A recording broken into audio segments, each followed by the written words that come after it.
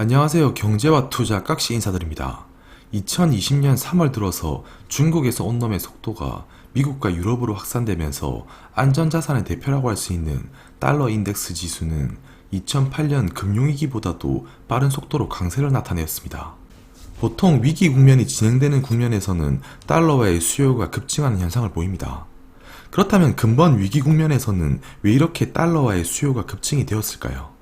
우선 첫 번째로는 공장의 가동이 중단되면 기업들은 현금 흐름이 악화되면서 달러를 더 필요로 하게 됩니다. 그리고 두 번째로는 위기 국면이 진입되는 구간에서 투자자들이나 개인의 수요가 이어지는 데 더불어 은행을 비롯한 금융기관들이 동맥 경화에 걸린 달러 자금 수요를 대응하기 시작하면서 달러의 가치는 더 상승하게 되는 경향을 보이게 됩니다. 그럼 이런 시점에서 우리는 궁금한 점이 하나 생길 수가 있죠.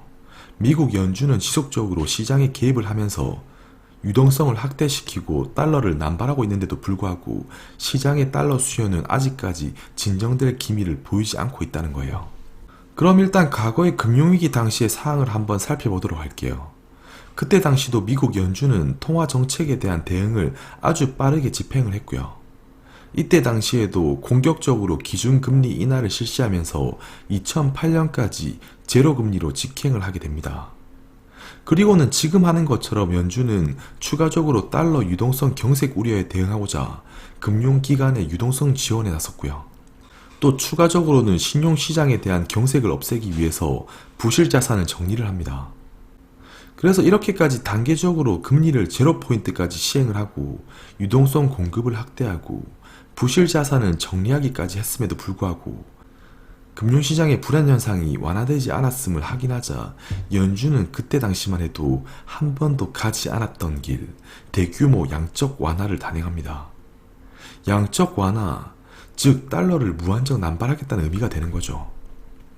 그런데 금융위기 초기에 시행된 시장의 유동성 확보를 위해 시행되었던 공급 조치에 일시적으로 달러화가 안정세를 띠기도 했습니다만 2008년 4분기에는 리먼 브라더스 파산이 시작되면서 다시 달러화는 강세로 돌아서게 됩니다. 결국 이를 돌이켜보면 글로벌 금융위기 당시에 연준의 적극적인 정책 개입이 분명 금융시장의 안정에 도움을 준 것은 분명하지만 달러의 지수의 방향을 의미있게 되돌리기에는 그 연준의 정책 개입만으로는 해결이 되지는 않았던 것으로 보입니다. 그런데 결국 달러화 지수는 2009년 3월 양적 완화의 시행과 금융시장의 안정화와 함께 안정화되는 흐름을 보이게 되었고요. 그렇다면 지금 2020년 중국 그놈의 등장과 함께 연준을 비롯한 중앙은행의 개입은 2008년 글로벌 금융위기보다 훨씬 속도가 더 빠르게 진행이 되었습니다.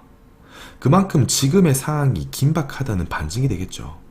2020년 2월 말 첫 미국 내 확진자 발생 이후에 불과 한 달이란 시간 안에 연준은 금융위기 그 이상의 정책 대응에 나서게 됩니다.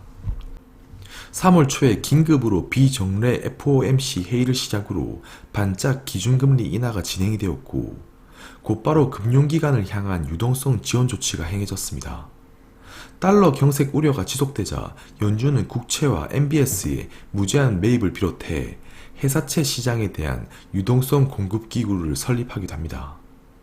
특히나 금융위기 당시에도 시행하지 않았던 회사채 매입까지 시행하게 되면서 유가까지 하락을 한 상황에서 시장을 구원하기 위해서 온갖 있는 젖먹던 힘을 쓰는 모습입니다. 그렇다면 2009년 결국 연준의 양적 완화 시행 이후에 강달러 국면이 진정되고 약달러 국면이 진행이 되었는데 이번에도 무제한 양적 완화가 시행이 되었고 그럼 이번에도 과거와 같이 곧바로 약달러 현상이 급격하게 진행이 될까요? 물론 중장기적으로 달러의 약세를 저는 예상합니다만 지금 당장 약세 추세가 곧바로 펼쳐질 것이라고 생각은 하지 않습니다. 지금 연준의 개입이 10년 전 금융위기 당시보다 더 급격하고 강력하게 집행이 되고 있지만 현재는 달러의 방향이 급격하게 방향이 바뀔 시기는 아니라고 판단이 됩니다.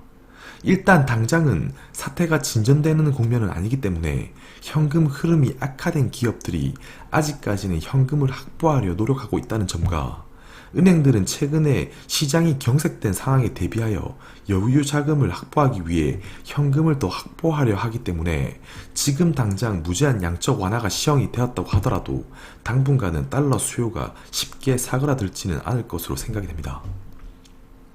2008년 금융위기 당시에도 연준이 유동성 공급을 확대 주입하였지만 그때 당시에도 결국 시장이 안정을 취하지 못했고 달러는 강세 국면을 이어갔고요. 그래서 언젠간 사태가 진정되고 연준의 자산 확대가 달러의 약세를 부추기겠지만 당분간은 통화 정책만의 이런 이유만으로 달러와의 추세적인 약세를 기대하기에는 조금 이르다고 생각이 됩니다. 결국 연준은 달러화가 진정될 때까지 통화 발행을 멈추지 않을 것입니다. 그리고 그런 시도는 해결이 될 때까지 시행을 할 것입니다. 그래서 지금 중요한 것은 결국 연준의 태도는 이미 시장의 기대치를 충족시켜주는 행동임에는 분명하고 이미 시장이 기대하는 행동들은 적절하게 해주고 있어요. 다만 시장이 안정을 취하기 위해서는 결국에 중국에서 온 놈의 둔화세가 확실하게 펼쳐져야 하고 그 이후에 글로벌 경기지표 회복 신호가 확인이 된 이후에 달러가 안정을 취하기 시작한다는 점입니다. 당연히 중앙은행 연준의 행보가 금융시장의 불안을 잠재우는 데는 당연히 도움이 되는 것은 부인할 수 없는 사실이지만 통화 정책의 행보로 급격하게 달러 약세가 앞으로 찾아오겠구나 기대하는 것은 좀 이른 감이 없지 않나 생각이 됩니다. 결국 중요한 것은 중국 그놈의 둔화와 함께 경기 회복의 지표가 중요한 법이 되고요. 금융위기 당시를 돌이켜보더라도 2009년 1월 이런 위기 국면이 완화되고 특히 중국의 경제지표가 빠르게 회복세를 보이게 됩니다. 글로벌 제조업 PMI의 반등을 시작으로 주요 경제지표가 개선되기 시작합니다. 특히나 회복 국면에서 신흥국의 경기 개선 속도가 가파르게 진행되면서 신흥국의 자금의 흐름이 급속도로 유입되는 현상을 보이게 되고요. 더불어 달러 약세 신호가 나타나게 되면서 신흥국에는 더할 나위 없이 축복을 부추기는 현상을 보이게 돼요. 그렇다면 지금은 어떤 상황일까요? 지금 상황은 연준을 비롯한 중앙은행의 정책 개입으로 시장은 안정을 찾았습니다. 그런데 아직 확실한 경제지표의 회복은 확인을 하지 못한 단계로 달러화는 방향의 갈피를 못 잡고 있는 국면입니다. 그리고 4월의 실물경제 실적은 다시 한번 미국과 유럽에서 급격한 둔화를 가져다 줄 수도 있을 것입니다. 지금 4월 초에 발표된 3월 주요 국가들의 경제 실적을 보게 되면 금융위기를 상회하는 공포와 충격 그 자체의 실적을 보여줍니다. 특히나 실업수당 청구 건수는 사상 최대치를 기록하면서 상황의 심각성이 얼마나 큰지를 대변해주고 있어요. 그래서 3월에 이어서 4월의 경제 실적도 하강이 불가피해 보이는 만큼 각종 정책들의 대응에도 불구하고 당분간 당장 달러가 약세로 돌아서기는 힘들어 보이고요. 그래서 종합적으로 보게 될 때 연준의 유동성 공급으로 단기 자금 시장에서 달러 경색 우려는 완화가 되었지만 아직까지 실물지표 개선은 본격적으로 확인이 되지 않았다는 점에서 달러가 급격하게 약세로 전환되기는 무리가 있다고 보이고요. 그리고 현재 최악의 상황이 일정 부분 벗어난 것으로 보이는 근거로 미 달러의 유동성과 신용 위험도를 나타내는 신용 스프레드는 무제한 양적 완화 발표 이후 일정 부분 하락하긴 했지만 여전히 그 위험 레벨은 높은 수준이고요. 그리고 최악의 한 수는 여전히 중국놈의 사태의 확산이 연말까지 지속될 수도 있다는 비관적인 전망도 완전히 배제할 수는 없는 상황입니다. 그래서 여전히 선진국을 중심으로 확산되고 있는 확진자 수의 추이를 면밀하게 살펴봐야 하고 둔화되는 추이가 보이지 않는다면 여전히 안전자산의 선호 심리는 강해질 수밖에 없다고 생각이 듭니다. 한편 원달러 환율의 경우 우리나라에서 3월 중순 외환당국의 시장 안정 의지가 돋보이게 되면서 일정 부분 안정세를 찾았습니다. 3월에 한미 통화 스왑을 체결하면서 2008년 10월 금융위기 당시의 2배인 600억 달러 규모의 통화 스왑을 체결했고요. 이는 한국 외환 보유액의 15%에 해당하는 상당한 규모로서 시장을 안정시켜주는 재료임에 틀림이 없습니다. 2008년 위기 당시에는 통화 스왑을 통한 달러의 유동성 공급이 총 163억 달러로 여러 차례에 걸쳐서 이뤄졌는데 2008년 10월 30일 통화 스왑 체결 이후에 12월 2일 2차로 유동성 공급이 단행이 되었습니다. 당시에도 역시나 이런 유동성 공급은 환율 안정에 기여를 하게 된다고 하지만 이후 원화 가치는 급격하게 절상이 되었고요. 그래서 2008년 10월 30일 이후 통화 스왑을 체결한 이후에 직접적으로 외환시장을 진정시키는 효과가 즉각적으로 나타나지는 않았고, 그래서 이런 통화 스왑의 발표가 중요한 게 아니라 유동성 공급이 시장의 환율로 즉각적으로 반영되는 것은 2008년 12월임을 감안해 볼 때 결국 중요한 것은 이때 당시에도 시장의 안정이 먼저 찾아온 다음에 환율의 안정화 흐름도 동시에 나온 걸 볼 수 있습니다. 그래서 한미 통화 스왑 체결이 외환시장의 변동성을 낮추는 데는 분명 도움이 되는 정책이지만 실제로 외환시장의 흐름을 180도 바꾸지는 못한다는 것이고요. 그럼 오늘의 이야기를 종합적으로 정리를 좀 해보겠습니다. 중국놈의 등장과 함께 은행들과 기업들의 현금 흐름이 급격하게 악화되면서 달러와 수요가 급증을 했습니다. 그런데 그 이후 연준의 유동성 공급 확대 조치 이후 달러 조달 시장에서의 유동성 경색 현상은 일정 부분 완화가 되었으나 아직까지는 급격한 달러의 역세 전환의 시기라고 보기는 힘들어 보여요.